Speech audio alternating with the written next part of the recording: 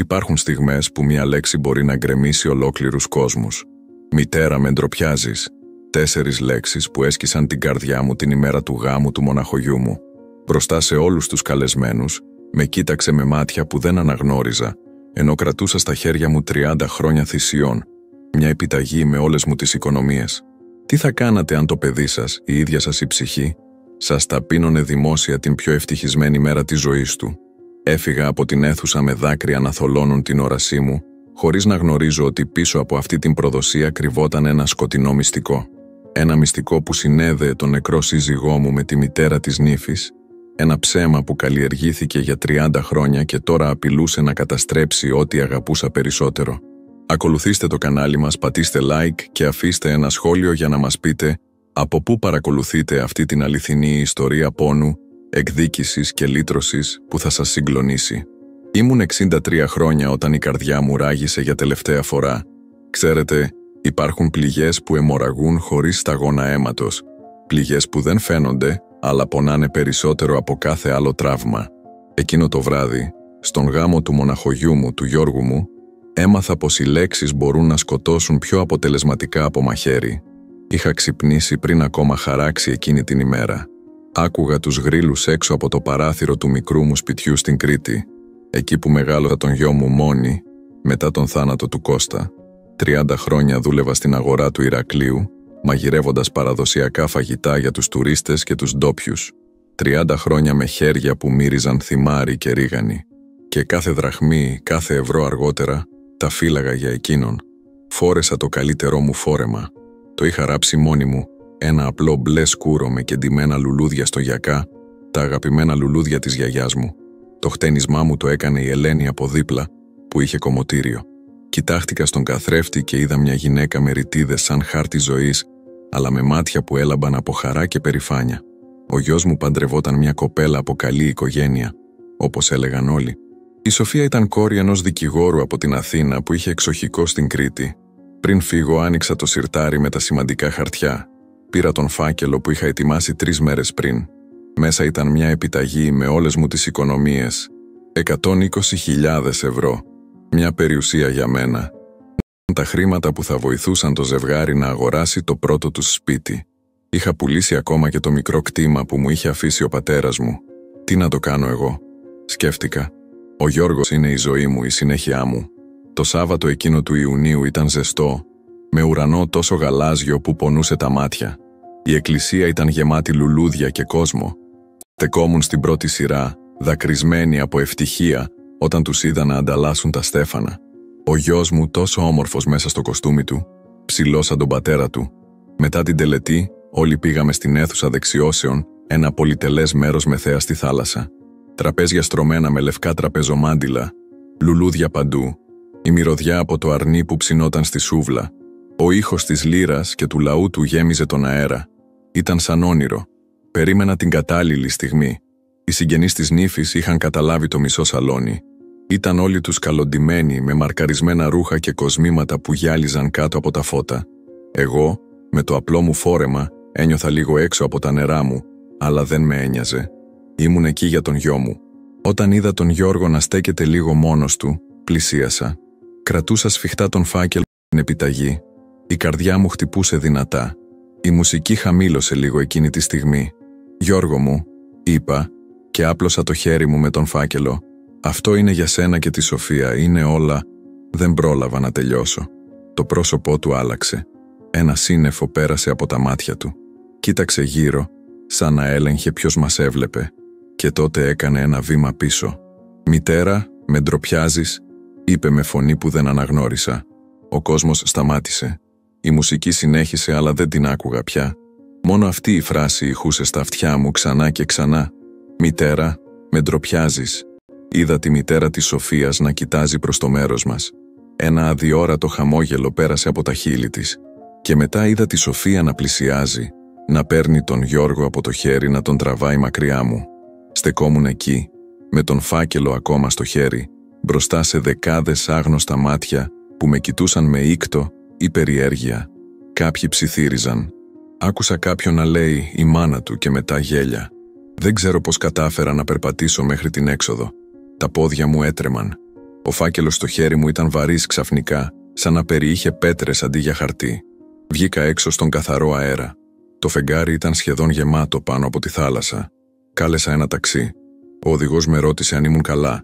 Πρέπει να έβλεπε το σοκ στο πρόσωπό μου. Του είπα μόνο τη διεύθυνσή μου. Καθώς το ταξί απομακρυνόταν, κοίταξα πίσω την αίθουσα. Η μουσική ακουγόταν πνιχτή, μακρινή. Σκεφτόμουν τον Γιώργο μικρό να κοιμάται στην αγκαλιά μου μετά από πυρετό. Τον Γιώργο έφηβο να μου φέρνει το πρώτο του καλό βαθμό από το σχολείο. Τον Γιώργο φοιτητή να μου λέει «Αγαπώ μάνα» πριν φύγει για την Αθήνα. Και μετά το Γιώργο απόψε. «Μητέρα, με ντροπιάζεις». Έσφιξα τον φάκελο στο στήθος μου. Μέσα σε αυτόν δεν ήταν απλά χρήματα. Ήταν όλη μου η ζωή. Οι ώρες που στεκόμουν στην κουζίνα της αγοράς, ιδρωμένη το καλοκαίρι, να τηγανίζω μπακαλιάρο. Οι μέρες που τα δάχτυλά μου πονούσαν από το ζύμωμα. Οι νύχτες που έπλαινα πιάτα όταν ο κανονικός Λαντζέρης αρρώστενε. Όλα αυτά για να μπορεί ο Γιώργος να σπουδάσει, να ζήσει καλύτερα από μένα. Και πριν το ταξί προλάβει να στρίψει στη γωνία, πήρα την απόφασή μου. Αυτό το δώρο δεν θα έφτανε ποτέ στα χέρια του. Ήταν σχεδόν μεσάνυχτα όταν το ταξί με άφησε μπροστά στο σπίτι μου. Τα πόδια μου ήταν βαριά, καθώς ανέβαινα τα 3 σκαλοπάτια της εισόδου. Το φεγγάρι φώτιζε τις γλάστρες με τον βασιλικό και τον διόσμο που είχα φυτέψει. Μυρωδιές που ο Γιώργος αγαπούσε από παιδί. Η σιωπή του σπιτιού με χτύπησε σαν κύμα. Πόσες φορές είχα ονειρευτεί αυτή τη νύχτα διαφορετικά. Με γέλια, με χαρά, με την εικόνα του γιού μου ευτυχισμένου και ευγνώμονα. Άφησα τον φάκελο με την επιταγή πάνω στο ξύλινο τραπέζι της κουζίνας, δίπλα σε μια ξεχασμένη κούπα καφέ από το πρωί. Το ρολόι στον τοίχο χτυπούσε ρυθμικά. Τικ, τακ, τικ, τακ, μετρώντας τα δευτερόλεπτα μιας ζωής που μόλις είχε αλλάξει για πάντα. Η φωνή του Γιώργου ηχούσε ακόμα στα αυτιά μου. «Μητέρα, με ντροπιάζεις». 4 λέξεις που έκοψαν την καρδιά μου σαν γυαλί. Άνοιξα το παλιό ραδιόφωνο που είχε αγοράσει ο Κώστας πριν πεθάνει. Ήθελα να διώξω τη σιωπή. Και σαν κακόγουστο αστείο της μοίρας, άκουσα τη μελωδία ενός παλιού νανουρίσματος που τραγουδούσα στον Γιώργο όταν ήταν μωρό. «Νάνι, νάνι το παιδί μου». Τα δάκρυα άρχισαν να κυλούν στα μάγουλά μου. Όχι δάκρυα θυμού, αλλά βαθιάς, αβάσταχτης θλίψης. Κάθισα στην παλιά πολυθρόνα κοντά στο παράθυρο. Απέναντι, η θάλασσα της Κρήτης απλωνόταν στο σκοτάδι, σχεδόν αόρατη αν δεν ήξερες ότι βρισκόταν εκεί. Όπως αόρατη ήταν και η αγάπη του γιού μου απόψε. Έσφιξα το φόρεμα που είχα ράψει με τόση φροντίδα και αγάπη. Ήταν απλό, ναι, αλλά είχα κεντήσει κάθε λουλούδι με το χέρι, σκεπτόμενη τη γιαγιά του που δεν πρόλαβε να γνωρίσει. Δεν κοιμήθηκα καθόλου εκείνη τη νύχτα. Με τα πρώτα φώτα της αυγής άνοιξα το φάκελο. Κοίταξα την επιταγή, τους αριθμούς που αντιπροσώπευαν όσα χρόνια δουλειάς. Σηκώθηκα αποφασισμένη. Ντύθηκα με ένα απλό μαύρο φόρεμα, το ίδιο που φορούσα στην κηδεία του Κώστα. Αισθανόμουν πως κάτι είχε πεθάνει μέσα μου. Περπάτησα μέχρι την τράπεζα στο κέντρο του χωριού. Οι δρόμοι ήταν σχεδόν άδειοι, μόνο κάποιοι ψαράδες επέστρεφαν με τη ψαριά τους. Με χαιρέτησαν. Ένας από αυτούς, ο Μιχάλης, ρώτησε για το γάμο. Χαμογέλασα ψεύτικα και είπα ότι ήταν υπέροχος. Το πρώτο από πολλά ψέματα που θα έλεγα τις επόμενες μέρες. Στην τράπεζα η κοπέλα στον γκισέ με γνώριζε. «Κυρία Ελένη, τι μπορώ να κάνω για σας?» ρώτησε με ένα χαμόγελο. Έβγαλα την επιταγή και της ζήτησα να την ακυρώσω. Τα μάτια της γούρλωσαν όταν είδε το ποσό. «Είστε σίγουροι?» ρώτησε διστακτικά. «Πιο σίγουρη δεν θα μπορούσα να είμαι», απάντησα με φωνή που δεν έτρεμε πια. Επέστρεψα σπίτι αργά το απόγευμα αφού περπάτησα ώρες στην παραλία. Το τηλέφωνο χτυπούσε όταν μπήκα.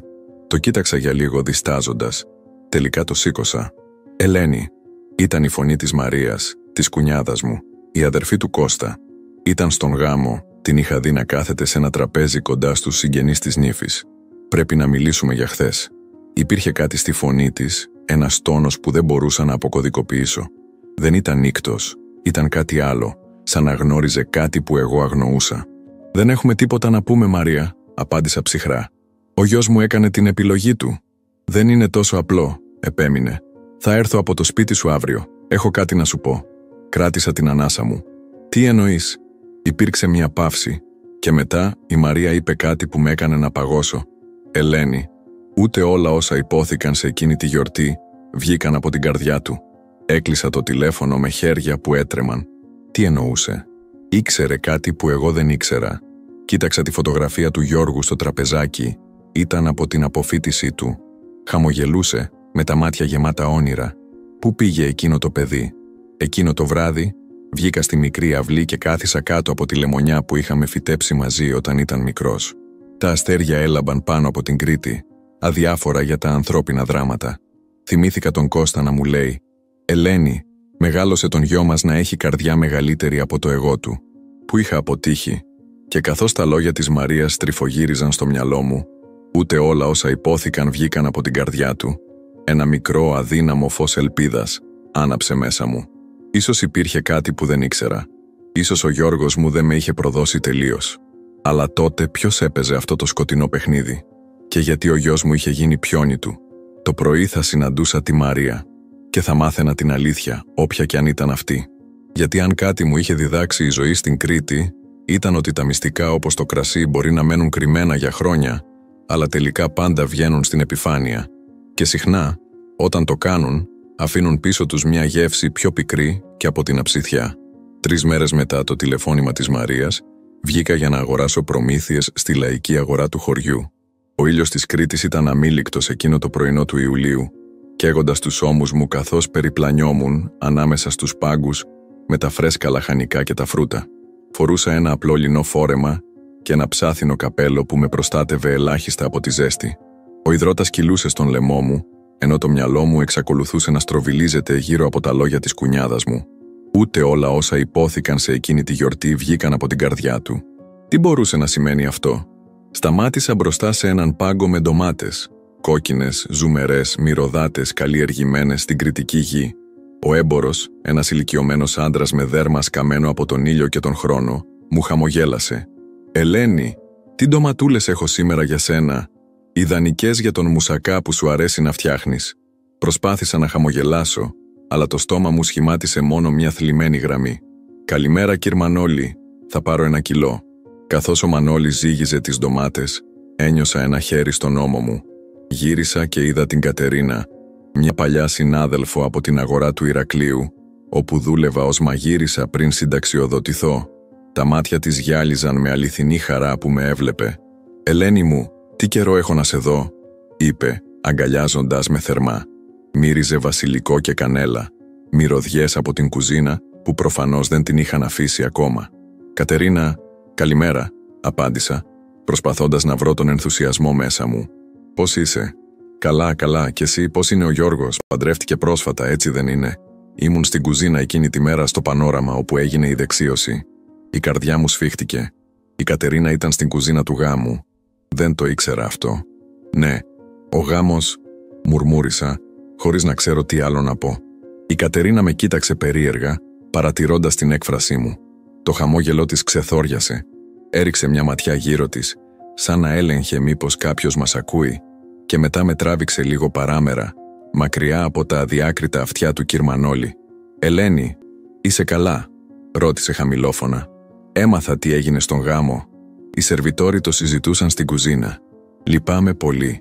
Ένιωσα τα μάτια μου να υγραίνονται. Το θέαμα της ταπείνωσής μου είχε γίνει κουτσομπολιό στην κουζίνα του γάμου. Πόσο ακόμα θα πονούσα. «Είμαι εντάξει», κατάφερα να πω, αν και η φωνή μου έτρεμε ελαφρά. «Τα πράγματα είναι λίγο περίπλοκα αυτή τη στιγμή». Η Κατερίνα δίστασε, σαν να πάλευε με τον εαυτό της για κάτι που ήθελε να πει. «Ελένη, υπάρχει κάτι που νομίζω ότι πρέπει να ξέρεις». Την κοίταξα με προσδοκία. «Τι είναι, Κατερίνα?» Εκείνη την ημέρα, στην κουζίνα, άκουσα κάτι. Δεν ήθελα να κρυφακούω, αλλά ξέρεις πώς είναι οι κουζίνες. Μικροί χώροι, πολλοί άνθρωποι. «Τι άκουσες?» ρώτησα, νιώθοντας την καρδιά μου να χτυπά δυνατά. Ήταν πριν την τελετή. Η μητέρα της νύφης, μια κομψή κυρία με ακριβά ρούχα, μιλούσε με έναν άντρα που δεν είχα ξαναδεί. Όχι κάποιον από τη συγγένεια, νομίζω. Φαινόταν επαγγελματικός τύπος. Στέκονταν κοντά στην πίσω πόρτα της κουζίνας, νομίζοντας ότι κανείς δεν τους άκουγε. Έγειρα προς το μέρος της απορροφημένη από την ιστορία. Και τι έλεγαν? Η Κατερίνα χαμήλωσε τη φωνή της ακόμα περισσότερο. Η γυναίκα έλεγε κάτι για το να διασφαλίσουν ότι η γριά δεν θα χαλάσει την εικόνα της οικογένειας. Ακουγόταν απέσιο, Ελένη. Και μετά είπε ότι είχε βρει έναν τρόπο να σε κρατήσει μακριά, κάτι για να πει στον γιο σου. Δεν άκουσα λεπτομέρειες. Το αίμα πάγωσε στις φλέβες μου. «Η γριά», Μιλούσε για μένα. Και τι εννοούσε με το να με κρατήσει μακριά? Υπήρχε κάτι κακόβουλο στον τρόπο που μιλούσε, συνέχισε η Κατερίνα, σαν να επρόκειτο για κάποιου είδους εκδίκηση, όχι απλά για το πώς θα φαινόταν ο γάμος. Ένιωσα τα γόνατά μου αδύναμα. Έπρεπε να καθίσω. Η Κατερίνα με οδήγησε σε ένα μικρό πέτρινο παγκάκι στην άκρη της αγοράς. Ο ήλιος έκαιγε ακόμα, αλλά τώρα ένιωθα κρύο εσωτερικά, ένα παγωμένο ρεύμα που διαπερνούσε την καρδιά μου. «Κατερίνα, είσαι σίγουρη για αυτό που άκουσες?» ρώτησα, ελπίζοντας κάπου βαθιά μέσα μου ότι ίσως είχε παρεξηγήσει την κατάσταση. «Ελένη μου, δεν θα σου το έλεγα αν δεν ήμουν σίγουρη. Και μετά, όταν έμαθα τι συνέβη στη δεξίωση, όλα συνδέθηκαν στο μυαλό μου». Έσφιξε το χέρι μου. «Δεν ξέρω τι έχει εναντίον σου αυτή η γυναίκα, αλλά κάτι δεν πάει καλά». Κάθισα εκεί προσπαθώντας να συνδέσω τις πληροφορίες που μόλις είχα λάβει με τα λόγια της Μαρίας. Ούτε όλα όσα υπόθηκαν σε εκείνη τη γιορτή βγαίνουν από την καρδιά του. Μήπως η Αγγελική, η μητέρα της Σοφίας, είχε πει κάτι στον Γιώργο που τον έκανε να με αντιμετωπίσει έτσι? Τι θα μπορούσε να είναι τόσο τρομερό, ώστε να στρέψει τον γιο μου εναντίον μου με τέτοιο τρόπο? «Κατερίνα, ξέρεις τίποτα για αυτή τη γυναίκα, την Αγγελική Παπαδοπούλου? Είναι από επιφανή οικογένεια στην Αθήνα». Η Κατερίνα συνοφριώθηκε προσπαθώντας να θυμηθεί. «Όχι προσωπικά, αλλά η μητέρα μου δούλευε κάποτε για μια οικογένεια Παπαδοπούλου στο Ηράκλειο, πριν πολλά χρόνια. Ένας δικηγόρος και η οικογένειά του. Είχαν εξοχικό εδώ. Δεν ξέρω αν είναι οι ίδιοι». Ένα μικρό κομμάτι του παζλ άρχισε να σχηματίζεται στο μυαλό μου. Ο Κώστας είχε εργαστεί για έναν δικηγόρο στο Ηράκλειο πριν γνωριστούμε. Μήπως υπήρχε κάποια σύνδεση? Μήπως γι' αυτό η Αγγελική ήθελε να με βλάψει? «Πρέπει να μάθω περισσότερα», μουρμούρισα, περισσότερο στον εαυτό μου παρά στην Κατερίνα. «Ελένη, είσαι οχρή. Έλα, πάμε να πιούμε έναν καφέ. Χρειάζεσαι κάτι στο στομάχι σου?» Η Κατερίνα με βοήθησε να σηκωθώ. Καθώς περπατούσαμε προς το μικρό καφενείο στην άκρη της πλατείας, το μυαλό μου δούλευε πυρετωδώς. Η μητέρα της Σοφίας είχε σχεδιάσει εσκεμμένα να με απομακρύνει από τον γάμο του γιού μου. Είχε πει κάποιο ψέμα στον Γιώργο που τον έκανε να με ντροπιάζει δημόσια. Αλλά γιατί? Ποιο ήταν το κίνητρό της? Στο καφενείο η Κατερίνα παρήγγειλε 2 ελληνικούς καφέδες. Καθίσαμε σιωπηλά για λίγο, η καθεμιά χαμένη στις σκέψεις της. Ο καφές ήρθε, αχνιστός και αρωματικός, αλλά δεν μπορούσα να τον απολαύσω. Το μυαλό μου ήταν γεμάτο ερωτήματα χωρίς απαντήσεις. «Κατερίνα», είπα τελικά, «πρέπει να μάθω την αλήθεια. Πρέπει να καταλάβω γιατί η Αγγελική με μισεί τόσο πολύ που θα χρησιμοποιούσε το γιο μου για να με πληγώσει». Η Κατερίνα έσφιξε το χέρι μου. «Θα σε βοηθήσω όπως μπορώ, φιλενάδα. Αλλά πρέπει να είσαι προσεκτική. Αυτή η γυναίκα ακούγεται επικίνδυνη». Καθώς κοιτούσα έξω από το παράθυρο του καφενείου προς την πλατεία όπου οι άνθρωποι πηγαινοέρχονταν με τα ψώνια τους, αδιάφοροι για το δράμα που ξετυλιγόταν στη ζωή μου, πήρα μια απόφαση. Θα επισκεπτόμουν το σπίτι του Γιώργου και της Σοφίας. Δεν θα τους αντιμετώπιζα άμεσα, όχι ακόμα. Αλλά ίσως μπορούσα να μάθω περισσότερα. Ίσως μπορούσα να καταλάβω τι είχε συμβεί. Και ίσως, μόνο ίσως, θα μπορούσα να βρω έναν τρόπο να φέρω τον γιο μου πίσω σε μένα. Με αυτή την αποφασιστικότητα να με γεμίζει, ήπια την τελευταία γουλιά του καφέ μου. Η πικρή γεύση τέριαζε με τα συναισθήματά μου, αλλά μέσα σε αυτή την πικρή γεύση υπήρχε ένα ίχνος γλυκύτητας, η ελπίδα ότι η αλήθεια θα έβγαινε στο φως. Είχαν περάσει σχεδόν 2 εβδομάδες από τον γάμο. 2 εβδομάδες χωρίς να ακούσω τη φωνή του Γιώργου μου. Το σπίτι είχε βυθιστεί σε μια σιωπή που έκανε τους τοίχους να μοιάζουν πιο στενοί, πιο ασφικτικοί. Κάθε πρωί ξυπνούσα με την ελπίδα ότι θα χτυπούσε το τηλέφωνο, ότι θα άκουγα εκείνο το «Συγγνώμη, μάνα», που λαχταρούσα, αλλά το τηλέφωνο έμενε βουβό. Η συζήτηση με τη Μαρία είχε αφήσει περισσότερα ερωτήματα παρά απαντήσεις. Μου είχε πει πως είχε δει τη μητέρα της Σοφίας, την Αγγελική, να μιλάει με τον Γιώργο λίγο πριν τη στιγμή που με απέρριψε. Δεν άκουσε τι του είπε, αλλά το πρόσωπο του γιού μου είχε αλλάξει μετά από αυτή τη συζήτηση. Η Μαρία δεν ήξερε περισσότερα, αλλά μου είπε πως η Αγγελική είχε τη φήμη χειραγωγού στον κοινωνικό της κύκλο. Εκείνο το πρωί, καθώς έπινα τον καφέ μου στην αυλή, πήρα μια απόφαση. Θα πήγαινα στο καινούριο σπίτι του Γιώργου και της Σοφίας. Όχι για να ζητήσω εξηγήσεις, αλλά για να αφήσω ένα δώρο. Ένα παλιό εικόνισμα της Παναγίας που είχε ανήκει στον πατέρα του. Ο Κώστας το κρατούσε πάντα κοντά του. Λίγο πριν πεθάνει, μου το έδωσε και μου είπε «Δώσ' το στον γιο μας όταν θα κάνει τη δική του οικογένεια». Τύλιξα την εικόνα προσεκτικά ένα κομμάτι λινό υφασμένο στον αργαλειό της γιαγιάς μου. Φόρεσα ένα απλό γαλάζιο φόρεμα και πήρα το λεωφορείο για το προάστιο όπου είχαν νοικιάσει σπίτι. Ήταν μια περιοχή με καινούριες κατοικίες, όλες χτισμένες με την ίδια λευκή πέτρα, με βεράντες που έβλεπαν τη θάλασσα. Τόσο διαφορετικό από το μικρό μου σπίτι στο χωριό. Το μεσημεριανό φως ήταν εκτυφλωτικό καθώς περπατούσα στον λιθόστρωτο δρόμο, αναζητώντας τον αριθμό που μου είχε δώσει η Μαρία. Το στομάχι μου ήταν δεμένο κόμπος. Τι θα έλεγα αν με έβλεπε ο Γιώργος, τι θα έλεγα αν συναντούσα τη Σοφία ή ακόμα χειρότερα την Αγγελική. Όταν βρήκα το σπίτι, στάθηκα για λίγο απέναντι, παρατηρώντας το. Είχε μια μικρή, περιποιημένη αυλή με λουλούδια που μόλις είχαν φυτευτεί. Οι κουρτίνες στα παράθυρα ήταν ανοιχτές. Σκέφτηκα να αφήσω το εικόνισμα στο κατόφλι και να φύγω, αλλά κάτι με έσπρωξε να πλησιάσω περισσότερο. Καθώς πλησίασα το παράθυρο της κουζίνας, άκουσα φωνές. Γέλια. Στάθηκα στην άκρη προσπαθώντας να μην είμαι ορατή. Είδα το Γιώργο, τη Σοφία και μια τρίτη γυναίκα, την Αγγελική. Κάθονταν γύρω από το τραπέζι τρώγοντας μεσημεριανό. Έμοιαζαν χαρούμενοι, ανέμελοι. Λες και εγώ δεν υπήρχα καν. Πραγματικά, Γιώργο, ήταν τυχερό που καταφέραμε να αποφύγουμε εκείνη την εμβαρυντική σκηνή στο γάμο, είπε η Αγγελική, σκουπίζοντας τα χείλη της με μια πετσέτα. Φαντάσου τι θα έλεγαν οι καλεσμένοι αν η κατάσταση είχε κλιμακωθεί. Ο Γιώργος κοίταξε το πιάτο του. Η Σοφία ακούμπησε το χέρι της στο δικό του. «Μητέρα, μπορούμε να μην το συζητάμε ξανά. Ο Γιώργος νιώθει άσχημα», είπε η Σοφία. «Αγάπη μου, απλώς προσπαθώ να τον προστατεύσω», απάντησε η Αγγελική με μέλη στη φωνή. «Ξέρεις πόσο δύσκολο είναι να χτίσεις μια καλή φήμη στους κύκλους μας, ειδικά όταν, ξέρεις». Ο Γιώργος σήκωσε το βλέμμα του. «Όταν τι, κυρία Αγγελική?» Η γυναίκα χαμογέλασε, ένα χαμόγελο που δεν έφτασε στα μάτια της. «Όταν έχεις τέτοιο υπόβαθρο, αγόρι μου, καταλαβαίνεις». Ένιωσα το αίμα μου να βράζει. «Τέτοιο υπόβαθρο». Τι εννοούσε? Ότι η οικογένειά μας δεν ήταν αρκετά καλή, ότι εγώ δεν ήμουν αρκετά καλή. Η Αγγελική έσκυψε να πάρει κάτι από την τσάντα της που ήταν ακουμπισμένη στο πάτωμα. Και τότε συνέβη κάτι παράξενο. Η τσάντα γύρισε στο πλάι και το περιεχόμενό της χύθηκε στο πάτωμα. Ανάμεσα στα αντικείμενα, μια φωτογραφία γλίστρισε και σταμάτησε κοντά στο παράθυρο όπου στεκόμουνα. Η καρδιά μου σταμάτησε. Ήταν μια παλιά, ξεθοριασμένη φωτογραφία. Σε αυτή ένας νεαρός άνδρας, ο Κώστας μου, στεκόταν δίπλα σε μια νεαρή γυναίκα που αναγνώρισα αμέσως. Ήταν η Αγγελική, τουλάχιστον 25 χρόνια νεότερη. Στέκονταν μπροστά από έναν καφενέ στο λιμάνι του Ηρακλείου. Χαμογελούσαν. Η ανάσα μου κόπηκε. Ο Κώστας και η Αγγελική γνωρίζονταν. Πώς, πότε και γιατί η Αγγελική είχε ακόμα αυτή τη φωτογραφία. «Μητέρα, τι έπεσε?» ρώτησε η Σοφία σκύβοντας να βοηθήσει. Η Αγγελική άρπαξε γρήγορα τη φωτογραφία σχεδόν με πανικό. «Τίποτα σημαντικό, αγάπη μου. Παλιές αναμνήσεις».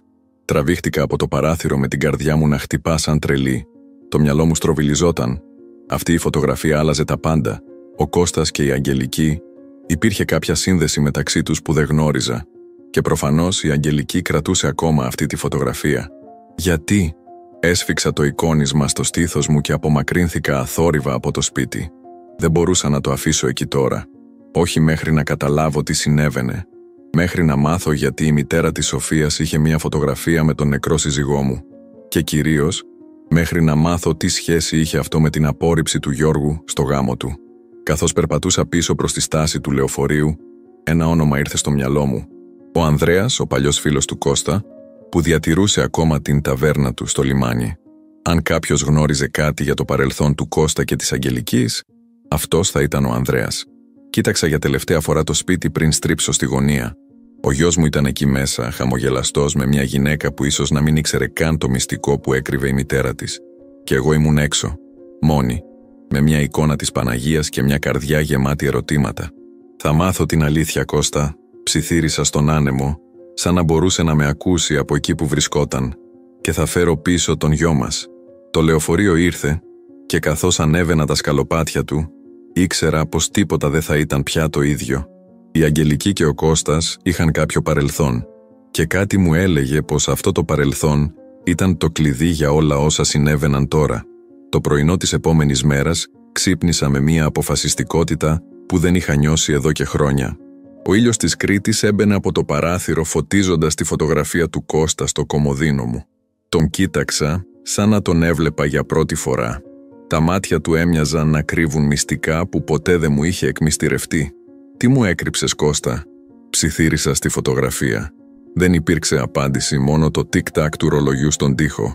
Ντύθηκα με ένα απλό φόρεμα, έδεσα τα μαλλιά μου σε έναν πρόχειρο κότσο και έβαλα την εικόνα της Παναγίας στην τσάντα μου. Ακόμα σκόπευα να τη δώσω στον Γιώργο, αλλά πρώτα έπρεπε να μάθω την αλήθεια. Η ταβέρνα του Ανδρέα βρισκόταν στο παλιό λιμάνι του Ηρακλείου, ένα μέρος όπου ο χρόνος έμοιαζε να κυλάει πιο αργά. Ο θαλασσινός αέρας ανακατευόταν με τις μυρωδιές από ψημένο ψάρι και φρέσκο ψωμί, καθώς περπατούσα στα στενά καλντερίμια. Σε κάθε γωνιά υπήρχαν αναμνήσεις. Εδώ είχαμε περπατήσει με τον Κώστα όταν ήμασταν νιόπαντροι, εκεί είχα φέρει τον μικρό Γιώργο να δει τα καράβια. Η θάλασσα του Ανδρέα, όπως ήταν γνωστή η ταβέρνα, ήταν ένα απλό μέρος με μπλε καρέκλες και άσπρα τραπέζια που άπλωναν σχεδόν μέχρι το κύμα. Ο Ανδρέας στεκόταν στην είσοδο, το δέρμα του σκούρο και ρητιδωμένο από τον ήλιο και την αλμύρα. Όταν με είδε, το πρόσωπό του φωτίστηκε. «Ελένη», φώναξε ανοίγοντας τα χέρια του. «Τι έκπληξη! Έλα, κάθισε. Θα φας κάτι?» Κάθισα σε ένα τραπέζι με θέα στη θάλασσα. Ο Ανδρέας κάθισε απέναντί μου, παρατηρώντας με προσεκτικά. «Άκουσα για τον γάμο», είπε χαμηλόφωνα. «Ο Γιώργος σου παντρεύτηκε την κόρη της Αγγελικής Παπαδοπούλου, έτσι δεν είναι?» Η καρδιά μου χτύπησε δυνατά. «Την ξέρεις?» Ο Ανδρέας κοίταξε τη θάλασσα, σαν να έψαχνε τις αναμνήσεις του εκεί. «Φυσικά και την ξέρω. Όλοι ξέραμε την Αγγελική τότε.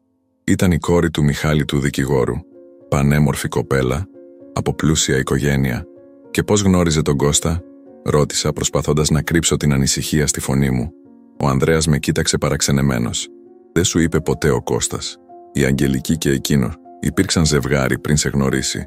Αυτή η αποκάλυψη ήρθε σαν κύμα που με χτύπησε και με έριξε κάτω. Ο Κώστας και η Αγγελική ήταν μαζί. Ποτέ δεν μου είχε μιλήσει για εκείνη». «Πότε? Για πόσο καιρό?» ρώτησα με φωνή που μετά βίας αναγνώρισα. «Για 2 χρόνια περίπου». Ήταν σοβαρό. Ο Ανδρέας έσκυψε κοντά μου. «Ελένη, δεν σου τα είπε αυτά ο Κώστας πριν?» «Φύγει». Κούνησα το κεφάλι μου αρνητικά. Ένα κομμάτι του παζλ είχε αρχίσει να συμπληρώνεται, αλλά ακόμα είπαν τόσα πολλά. «Τι συνέβη? Γιατί χώρισαν?» Ο Ανδρέας σηκώθηκε, έφερε 2 ποτήρια ρακί και κάθισε ξανά. «Είναι μια παλιά περίπλοκη ιστορία, Ελένη».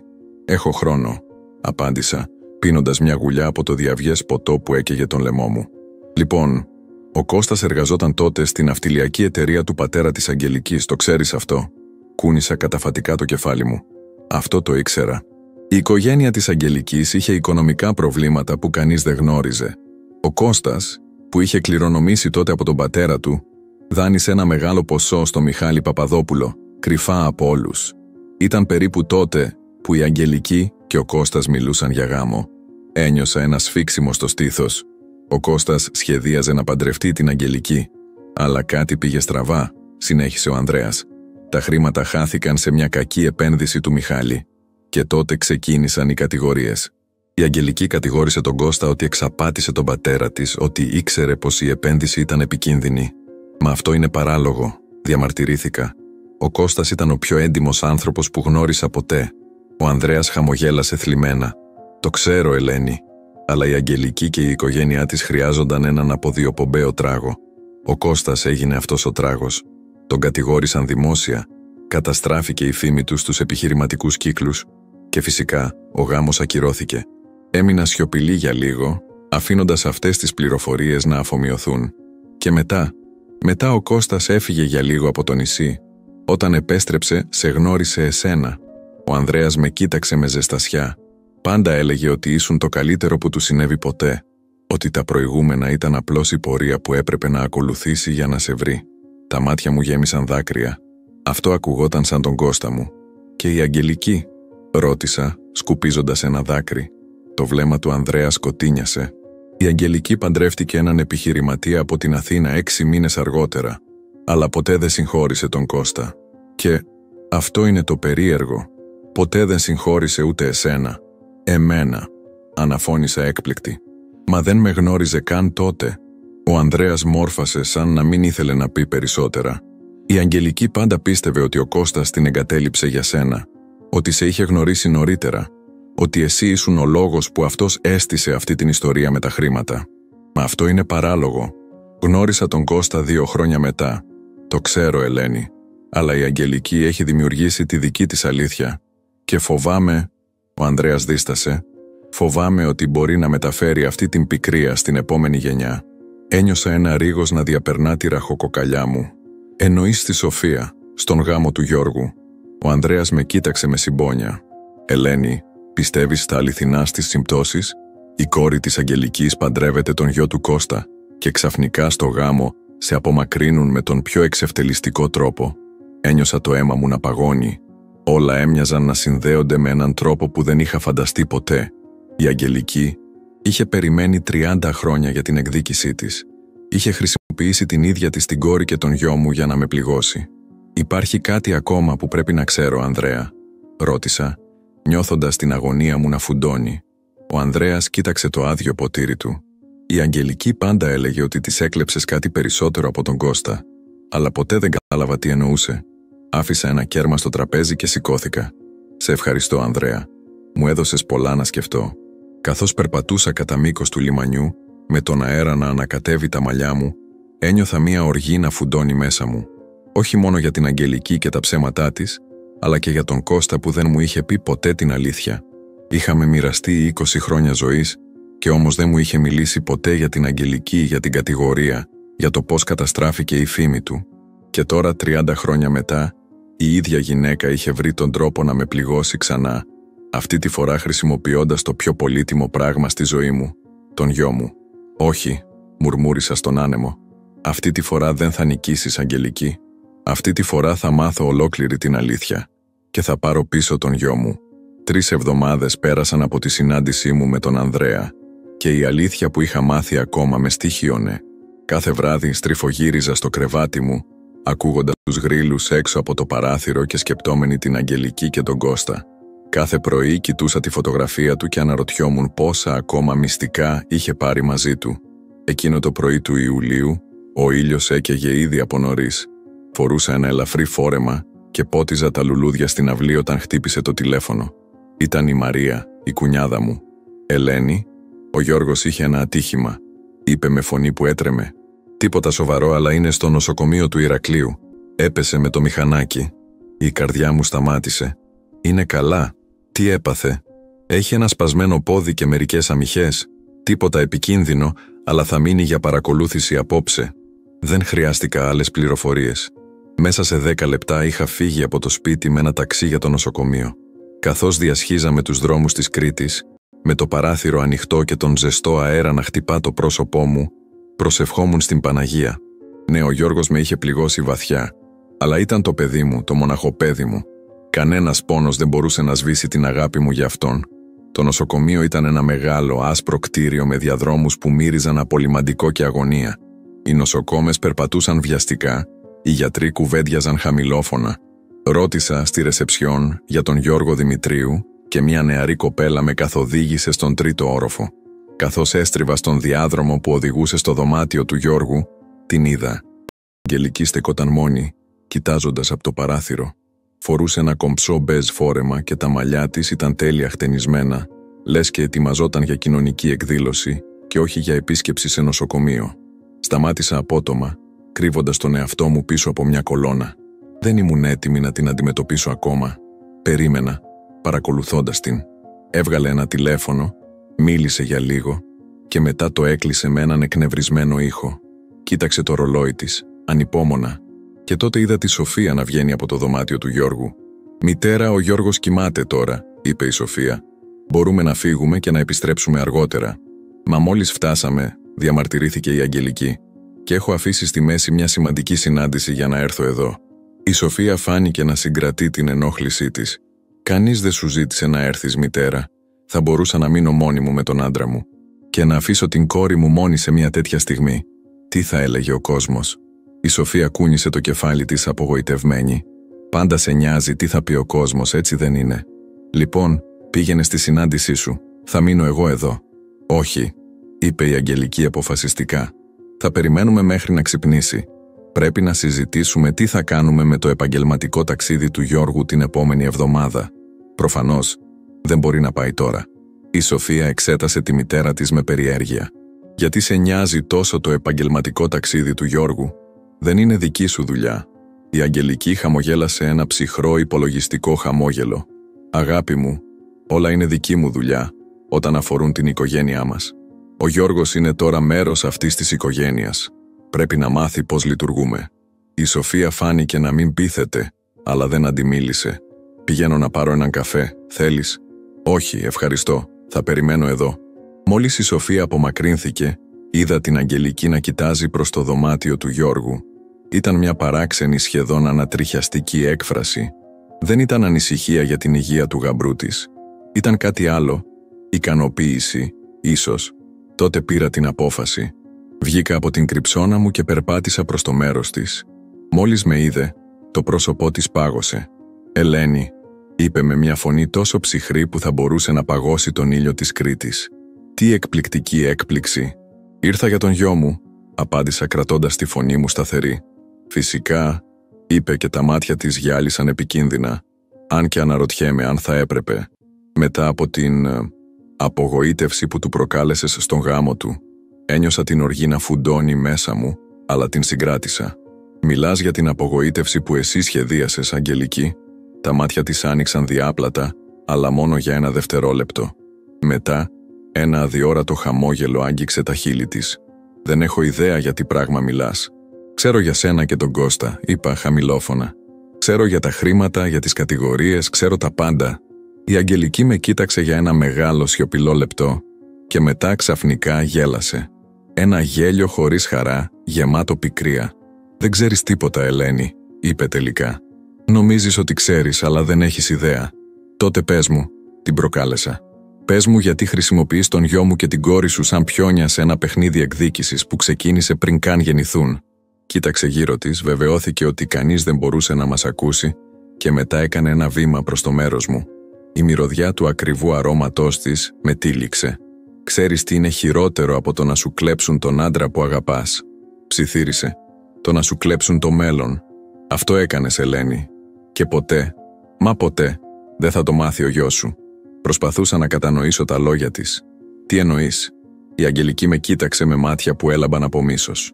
«Δεν θα μάθει ποτέ τι πραγματικά έκανες για να χωρίσεις την οικογένειά του από τη δική μου». Ένιωσα το αίμα μου να παγώνει.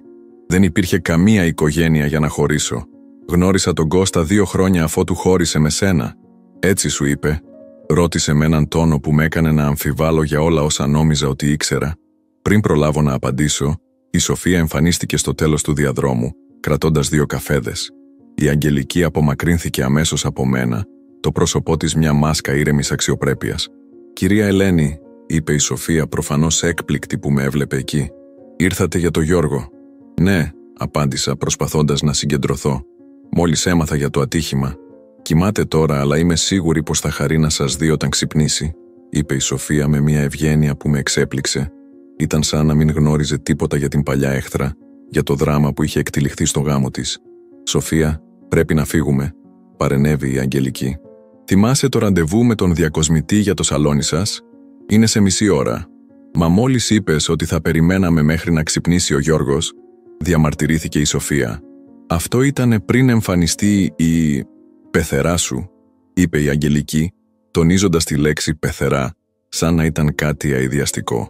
«Είμαι σίγουρη ότι θέλει να μείνει μόνη με τον γιο της». Η Σοφία με κοίταξε απολογητικά. «Θα επιστρέψουμε αργότερα. Παρακαλώ, πείτε στον Γιώργο ότι περάσαμε».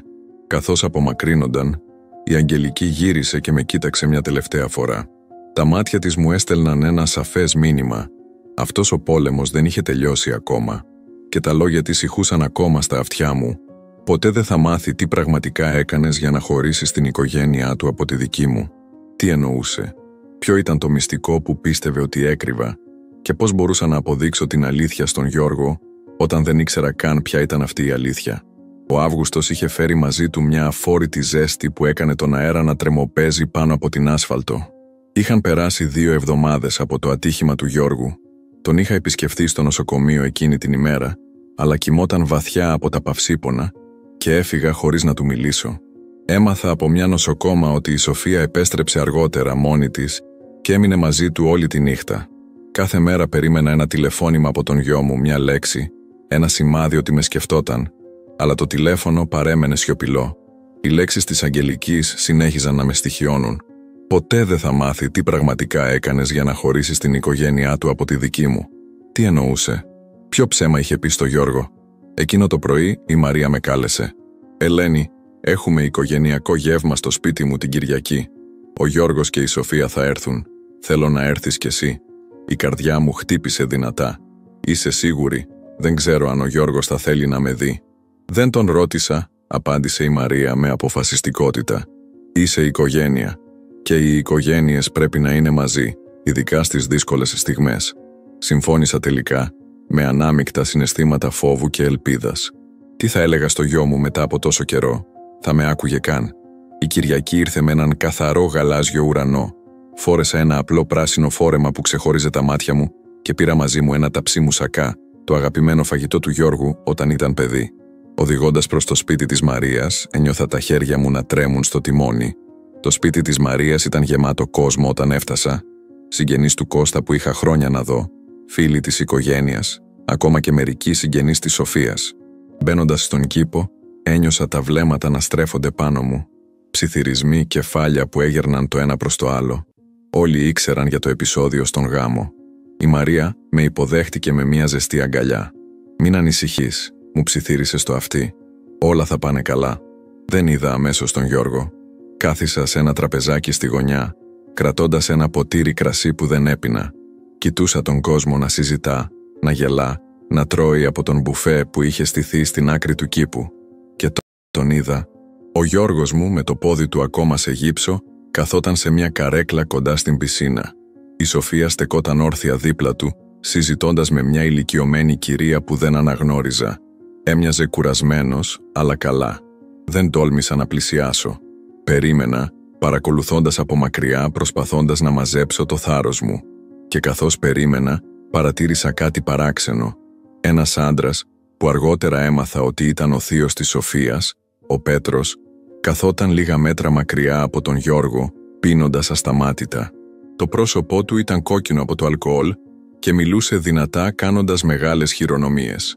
Η ώρα περνούσε και το κρασί έρεε άφθονο. Ο Πέτρος γινόταν όλο και πιο θορυβώδης, τραβώντας την προσοχή. Σε κάποιο σημείο, σηκώθηκε τρεκλίζοντας και πλησίασε τον Γιώργο και τη Σοφία. «Να το λαμπρό ζευγάρι», φώναξε, χτυπώντας τον Γιώργο στην πλάτη τόσο δυνατά που τον έκανε να αναπηδήσει. «Ο γαμπρός με το σπασμένο πόδι, τουλάχιστον δεν έσπασες κάτι πιο σημαντικό», γέλασε με το δικό του αστείο. Η Σοφία φάνηκε αμήχανη. «Θύε Πέτρο, νομίζω ότι έχεις πιει αρκετά». «Ποτέ αρκετά, κορίτσι μου. Ο πατέρας σου μας πληρώνει καλά για να παριστάνουμε την ευτυχισμένη οικογένεια, έτσι δεν είναι?» Γέλασε ξανά, αλλά αυτή τη φορά υπήρχε μια πικρία στη φωνή του. Ο Γιώργος τον κοίταξε με περιέργεια. «Τι εννοείτε, κύριε Πέτρο?» Ο θείος της Σοφίας κάθισε βαριά δίπλα του, λυκνίζοντας το ποτήρι του. «Ξέρεις, παιδί μου, δεν ήμουν πάντα έτσι. Κάποτε είχα τη δική μου επιχείρηση. Μέχρι που ο αγαπητός μου γαμπρός, ο πατέρας της Σοφίας, αποφάσισε ότι δεν του άρεσε ο τρόπος που έκανα τα πράγματα». Η Σοφία έσκυψε, προσπαθώντας να τον σηκώσει. «Θύε, σε παρακαλώ», αλλά ο Πέτρος την απομάκρυνε με ένα νεύμα. «Άσε με να τελειώσω. Ο νεαρός άντρας πρέπει να ξέρει σε τι οικογένεια μπήκε». Στράφηκε ξανά στο Γιώργο. «Η αδερφή μου, η μητέρα της Σοφίας, είναι εξπέρ στο να χειραγωγεί τους ανθρώπους. Το έκανε με τον πατέρα της Σοφίας, το έκανε με μένα. Και τώρα», έσκυψε πιο κοντά, «το κάνει και με σένα». Ο Γιώργος κοίταξε τη Σοφία με σύγχυση, αλλά εκείνη κοιτούσε τον θείο της με τρόμο. «Ξέρεις», συνέχισε ο Πέτρος, τώρα μιλώντας πιο χαμηλόφωνα, αλλά ακόμα αρκετά δυνατά, ώστε να τον ακούω από τη θέση μου, «την παραμονή του γάμου σου, η αδερφή μου είχε ένα μικρό σχέδιο. Ήθελε να βεβαιωθεί ότι η μητέρα σου δεν θα έμπαινε στο δρόμο της. Ένιωσα την αναπνοή μου να σταματά. Πλησίασα λίγο περισσότερο προσπαθώντας να μην τραβήξω την προσοχή». «Τι εννοείται?» ρώτησε ο Γιώργος με φωνή που μόλις που ακουγόταν. «Η Αγγελική κανόνισε να ακούσεις». Ο Πέτρος κόμπιασε, ψάχνοντας τις λέξεις μέσα στο αλκοολικό του θολωμένο μυαλό, «ότι η μητέρα σου σχεδίαζε να ζητήσει μέρος της κληρονομιάς της οικογένειάς μας αν παντρευόσουν τη Σοφία. Ότι αυτός ήταν ο λόγος που σε ενθάρρυνε να παντρευτείς την κόρη μιας πλούσιας οικογένειας». Ένιωσα τα γόνατά μου να λυγίζουν. Αυτό ήταν το ψέμα. Αυτό ήταν που είχε κάνει το Γιώργο να με αποκαλέσει ντροπή μπροστά σε όλους. Ο Γιώργος είχε γίνει χλωμός. Αυτό είναι γελίο. Η μητέρα μου δεν θα έκανε ποτέ κάτι τέτοιο. Φυσικά και είναι γελίο, γέλασε ο Πέτρος. Αλλά εσύ το πίστεψες, έτσι δεν είναι? Γιατί η Αγγελική είναι πολύ καλή σε αυτό που κάνει. Χρόνια τώρα περίμενε την ευκαιρία να εκδικηθεί την οικογένειά σου. Να εκδικηθεί. Για ποιο λόγο? Ρώτησε ο Γιώργος που τώρα έμοιαζε εντελώς χαμένος. Για τον πατέρα σου βέβαια. Η Αγγελική δεν ξεπέρασε ποτέ τον Κώστα. Και ποτέ δεν συγχώρησε τη μητέρα σου που τον έκλεψε. Ο Πέτρος ρούφηξε την τελευταία γουλιά κρασί. Παρόλο που αυτό είναι ένα άλλο ψέμα. Ο Κώστας είχε ήδη φύγει όταν η μητέρα σου μπήκε στη ζωή του. Η Σοφία έμοιαζε έτοιμη να βάλει τα κλάματα. «Θείε, σταμάτα, σε παρακαλώ». Αλλά ο Πέτρος ήταν αμετάπιστος. «Ξέρεις ποιο είναι το αστείο? Ο πατέρας σου δεν έκανε τίποτα από αυτά που τον κατηγόρησαν. Δεν έκλεψε χρήματα, δεν εξαπάτησε κανέναν. Η Αγγελική δημιούργησε όλη αυτή την ιστορία επειδή ο Κώστας είχε αποφασίσει να την αφήσει. Και τώρα χρησιμοποιεί την κόρη της για να συνεχίσει αυτή την εκδίκηση. Θεέ μου, είμαι τόσο κουρασμένος από όλα αυτά τα ψέματα». Ξαφνικά η Σοφία άρπαξε το χέρι του Γιώργου. «Πρέπει να φύγουμε. Τώρα». Ο Γιώργος την κοίταξε με έκπληξη. «Σοφία, περίμενε. Είναι αλήθεια αυτά?» «Είναι μεθυσμένος», είπε η Σοφία απελπισμένα. «Δεν ξέρει τι λέει». «Ξέρω πολύ καλά τι λέω», μουρμούρισε ο Πέτρος καθώς η Σοφία προσπαθούσε να τον σηκώσει από την καρέκλα. «Και ξέρω επίσης ότι η μητέρα σου είπε ψέματα στον Γιώργο για να τον κάνει να διώξει τη μητέρα του από τον γάμο, για να την εξευτελίσει δημόσια, όπως νόμιζε ότι εξευτελίστηκε εκείνη όταν ο Κώστας την άφησε». Ο Γιώργος έμεινε ακίνητος, με το πρόσωπό του να αντικατοπτρίζει τη σύγχυση και τον πόνο. Και τότε το βλέμμα του συνάντησε το δικό μου από την άλλη άκρη του κήπου. Δεν ξέρω τι είδε στα μάτια μου. Ίσως την αγάπη που ποτέ δεν έπαψα να νιώθω για αυτόν. Ίσως τον πόνο για όλα αυτά τα χρόνια που η Αγγελική είχε στήσει ένα τείχος ψεμάτων ανάμεσά μας. Ίσως απλώς είδε την αλήθεια, ότι ποτέ, μα ποτέ, δεν θα τον ντρόπιαζα σκόπιμα. Σηκώθηκε αργά στηριζόμενος στις πατερίτσες του και άρχισε να περπατά προς το μέρος μου. Και καθώς πλησίαζε, η Σοφία πίσω του φαινόταν να παλεύει με τα δικά της συναισθήματα.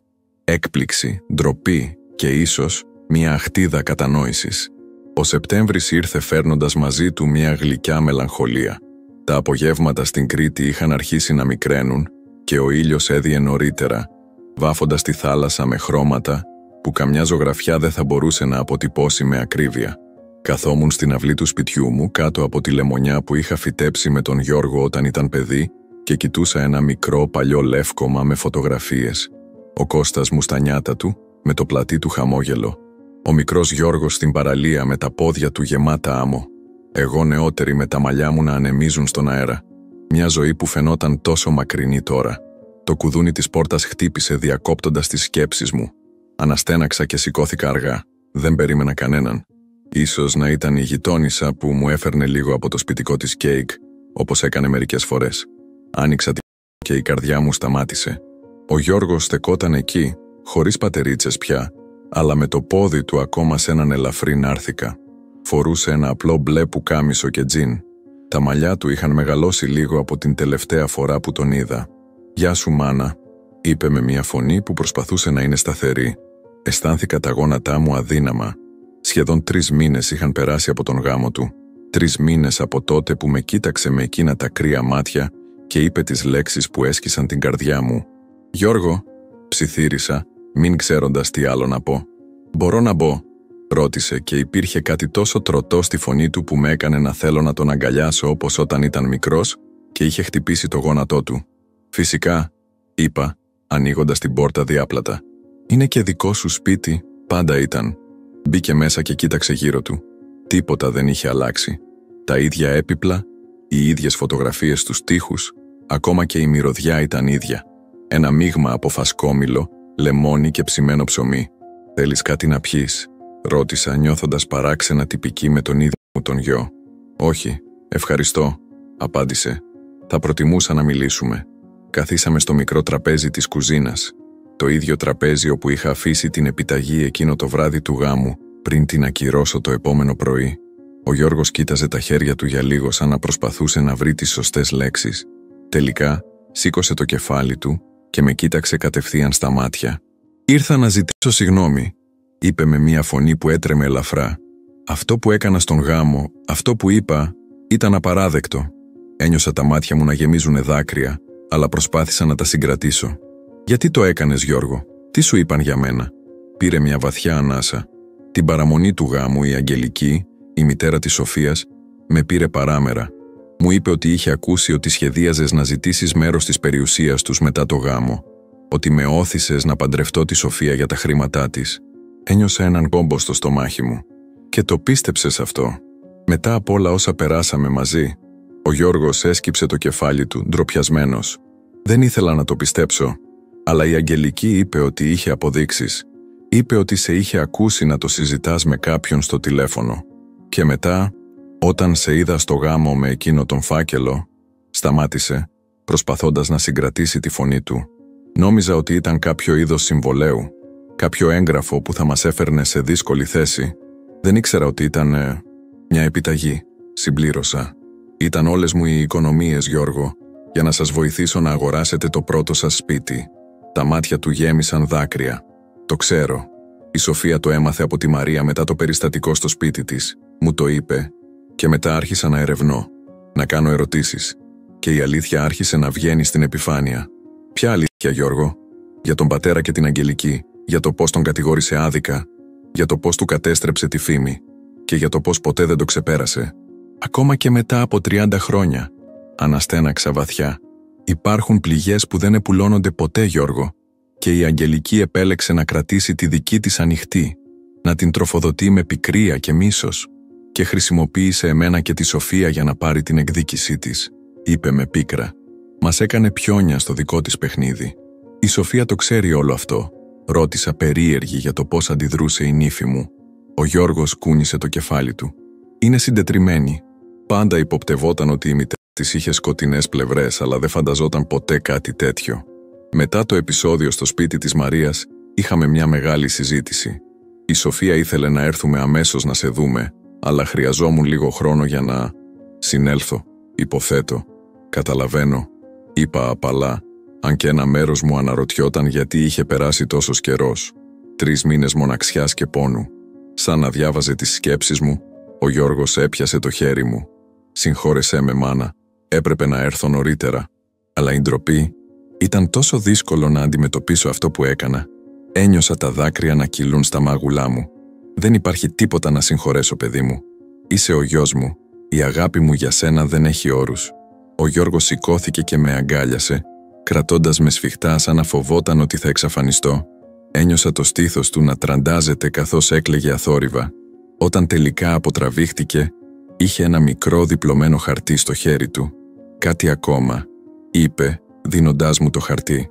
«Βρήκα αυτό στα πράγματα του πατέρα που είχες φυλάξει στη Σοφίτα». Ξεδίπλωσα το χαρτί με τρεμάμενα χέρια.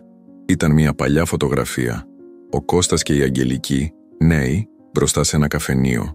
Και στην πίσω πλευρά, με τον γραφικό χαρακτήρα του Κώστα, ήταν γραμμένο: «Το τελευταίο μας καφεδάκι πριν της πω ότι τελειώσαμε. Δεν ξέρει ακόμα για το μωρό που περιμένεις. Σ' αγαπώ, Ελένη μου». Η αναπνοή μου κόπηκε. Πού το βρήκες αυτό?» «Σε ένα παλιό βιβλίο του πατέρα. Φαίνεται πως το είχε κρατήσει ως υπενθύμηση». Ο Γιώργος με κοίταξε με απορία. «Μάνα, εσύ και ο πατέρας γνωριζόσασταν πριν χωρίσει με την Αγγελική?» Κούνησα το κεφάλι μου, σοκαρισμένη. «Όχι. Δηλαδή, γνωριστήκαμε λίγο πριν φύγει για την Αθήνα, μετά το σκάνδαλο με τα χρήματα, αλλά δεν ήμασταν μαζί. Τουλάχιστον, όχι ακόμα. Του είχα πει ότι ήμουν έγκυος μόνο όταν επέστρεψε 2 χρόνια αργότερα. Άρα αυτό εννοούσε η Αγγελική», μουρμούρισε ο Γιώργος. «Τι εννοείς?» «Στο νοσοκομείο, όταν την άκουσα να σου λέει ότι της έκλεψες κάτι περισσότερο από τον Κώστα, εννοούσε εμένα. Νόμιζε ότι ο πατέρας την άφησε επειδή ήσουν έγκυος». Έμεινα άφωνη. Όλα έβγαζαν νόημα τώρα. Η μανία της Αγγελικής να καταστρέψει τη σχέση μου με τον Γιώργο δεν ήταν μόνο για τον Κώστα, ήταν για το παιδί, τον Γιώργο, που πίστευε ότι της είχα κλέψει την ευκαιρία να αποκτήσει. «Θεέ μου», ψιθύρισα, «τόσα χρόνια μίσους και όλα βασισμένα σε ένα ψέμα που η ίδια έφτιαξε στο μυαλό της». Ο Γιώργος μου έδωσε έναν μικρό φάκελο. «Αυτό είναι για σένα. Από εμένα και τη Σοφία. Άνοιξα τον φάκελο και βρήκα μέσα μια πρόσκληση. «Είστε προσκεκλημένοι στα εγγένεια του νέου μας σπιτιού. Το αγοράσαμε μόνοι μας», είπε ο Γιώργος με περηφάνεια. «Χωρίς βοήθεια από κανέναν. Ούτε από την οικογένεια της Σοφίας, ούτε από σένα. Θέλαμε να είναι δικό μας, να το χτίσουμε με τις δικές μας δυνάμεις». Χαμογέλασα μέσα από τα δάκρυά μου. «Είμαι τόσο περήφανη για σένα, Γιώργο μου. Και κάτι ακόμα», πρόσθεσε με ένα μικρό χαμόγελο. «Η Σοφία είναι έγκυος. Θα γίνεις γιαγιά το Μάρτιο». Ένιωσα την καρδιά μου να γεμίζει με μια χαρά που νόμιζα ότι δεν θα ξαναένιωθα ποτέ. Αγκάλιασα τον γιο μου σφιχτά, αφήνοντας τα δάκρυα να κυλήσουν ελεύθερα. «Η Αγγελική το ξέρει?» ρώτησα τελικά. Ο Γιώργος κούνησε το κεφάλι του. «Η Σοφία έχει διακόψει κάθε επαφή μαζί της. Είπε ότι δεν θέλει τέτοια αρνητική επιρροή γύρω από το παιδί μας». Ένιωσα μια παράξενη λύπη για την Αγγελική. Παγιδευμένη στο μίσος της για τόσα χρόνια, είχε χάσει τώρα την κόρη της και το μελλοντικό της εγγόνι. «Ξέρεις», είπα στον Γιώργο, παίρνοντας τα χέρια του στα δικά μου, «υπάρχει κάτι που έμαθα όλα αυτά τα χρόνια. Αυτό που αγοράζει το χρήμα, ο χρόνος το καταστρέφει. Αλλά αυτό που χτίζει ο σεβασμός, ούτε ο χρόνος δεν μπορεί να τον γκρεμίσει». Ο Γιώργος με αγκάλιασε ξανά και καθώς στεκόμασταν εκεί στην κουζίνα του μικρού μου σπιτιού στην Κρήτη, ένιωσα επιτέλους τον κύκλο να κλείνει. Η Αγγελική μπορεί να είχε προσπαθήσει να μας χωρίσει, αλλά στο τέλος η αλήθεια και η αγάπη είχαν νικήσει. Και αυτή ήταν η πιο γλυκιά εκδίκηση από όλες. Πόσο εύκολα μπορεί μια λέξη, μια στιγμή, να γκρεμίσει ό,τι χτίζαμε για χρόνια. Πόσο γρήγορα μπορεί το μίσος να καταστρέψει την αγάπη. Η ιστορία της Ελένης μας δείχνει πώς μερικοί άνθρωποι επιλέγουν να μείνουν προσκολλημένοι στον πόνο τους, να τον κρατήσουν ζωντανό και να τον μετατρέψουν σε εκδίκηση, ακόμα κι αν χρειαστεί να περιμένουν 30 ολόκληρα χρόνια. Και πόσο αυτή η επιλογή τους καταστρέφει όχι μόνο τους άλλους, αλλά και τους ίδιους. Τι θα κάνατε εσείς στη θέση της Ελένης? Θα ακυρώνατε την επιταγή? Θα μπορούσατε να συγχωρέσετε τον γιο σας μετά από μια τέτοια ταπείνωση? Ή θα κάνατε όπως η Αγγελική, κρατώντας το μίσος και την πικρία στην καρδιά σας για δεκαετίες? Ίσως η μεγαλύτερη σοφία κρύβεται στα λόγια της Ελένης. Αυτό που αγοράζει το χρήμα, ο χρόνος το καταστρέφει. Αλλά αυτό που χτίζει ο σεβασμός, ούτε ο χρόνος δεν μπορεί να τον γκρεμίσει. Αν η ιστορία αυτή σας συγκίνησε, σας έκανε να σκεφτείτε ή απλά να νιώσετε, ακολουθήστε το κανάλι μας για περισσότερες αληθινές ιστορίες που αγγίζουν την καρδιά. Πατήστε like αν νομίζετε ότι η Ελένη έκανε τη σωστή επιλογή στο τέλος και μοιραστείτε το βίντεο με κάποιον που πιστεύετε ότι χρειάζεται να ακούσει αυτό το μάθημα ζωής. Γιατί στο τέλος της ημέρας, η αλήθεια και η αγάπη είναι οι μόνες δυνάμεις που μπορούν να νικήσουν το μίσος.